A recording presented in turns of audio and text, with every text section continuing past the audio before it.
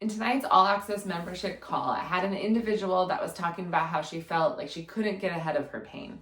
So she's about 7 months postpartum with her first kiddo, and every single day she's dealing with a degree of low back pain and hip pain. And she's on a program right now that she's been consistent with, that she does releases of her hip and her low back to target the muscles that are causing the pain, that are being overworked during the day. And then she's also doing a core and glute program to try to increase the strength of the muscles that should be doing the work throughout the day. And yet, every single day, she feels like she's repeating, she's starting over again. So she releases and she strengthens, she sleeps, and then she does her day, and she feels like the same tension, the same pain is built up every single day.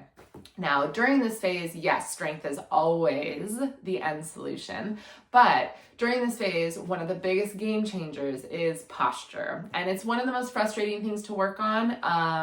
It takes a lot of mental energy. You have to be kind of thinking about it all the time. It's a full-time job to many degrees, but it is oftentimes a game changer when we feel like we just can't get ahead of the pain. And the reason for this is that our posture can dictate which muscles are positioned to be used in life. So for this individual, we specifically went over how to baby wear in a way that both ergonomically was more set up with her carrier and posture-wise was closer to that neutral state, so that she was going to be more in her core and her glutes versus her low back and her hips. And we can apply this through all positions, all activities throughout the day. And what we want to happen is for her to flip the scale a little bit, to throughout her day, hold herself, move in a way that's more facilitating core strength and glute strength versus using the low back and using the hip flexors and tightening, because she's very much stuck in the release and then retighten and release again. So